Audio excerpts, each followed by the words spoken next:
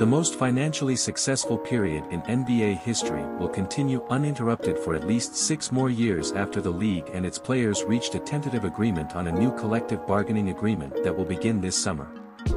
More than a year negotiations have dragged on, with intensity and anticipation escalating in recent days. An handshake deal was made in early hours of Saturday morning, shortly after league intended to notify National Basketball Players Association its selection plan. He exited the current CBA on June 30th. Instead, an agreement was struck, at least in principle. The league's only comment was, the NBA and the National Basketball Players Association have reached a tentative agreement on a new collective bargaining agreement pending approval by players and team managers. Technically, it will be a 7-year deal, but either side can give up a year early, meaning peace of mind can only be guaranteed in the 2028-29 season. It will also kick off an in-season tournament that NBA Commissioner Adam Silver has wanted for years. Unless changes are made to the current plan, teams will be given an 80-game schedule for next season in August. These 80 games will include tournament games to count towards the regular season standings. 2 more games eventually added to all team schedules, so entire 82-game roster be played. The 2 teams that made tournament final play 83rd game, which not counted in standings. Among other details, according a person familiar with negotiations and speaking Associated Press, players typically need appear in at least 65 games qualify for most important individual awards, such as Most Valuable Player.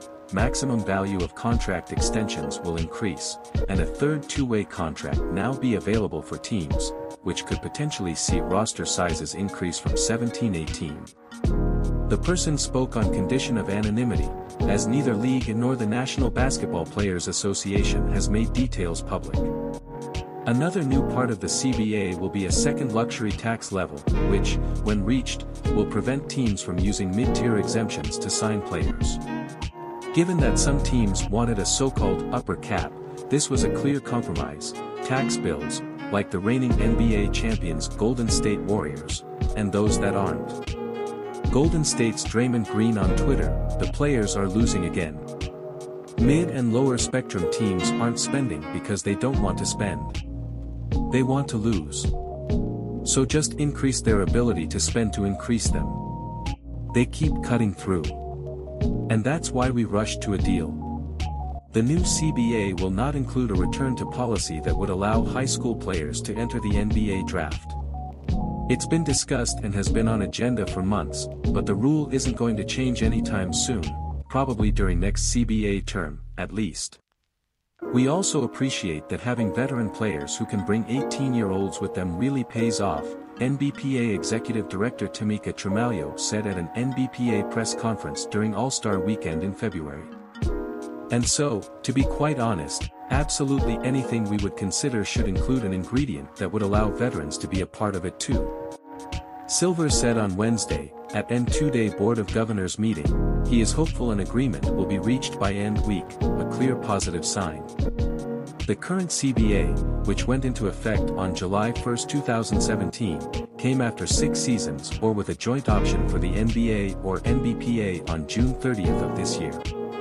While Saturday's deal is a big step forward, it doesn't end the process.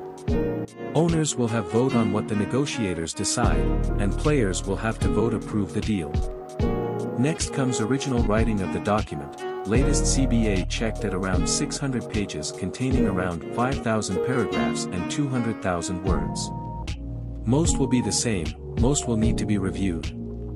And while these talks have been going on for over a year, this is when the league blocked players for 161 days and eventually 12 seasons from 2011, 82 to 66. After the 2021-22 season, when NBA revenue exceeded $10 billion for the first time and basketball-related revenue reached another record $8.9 billion, there was no appetite for quitting.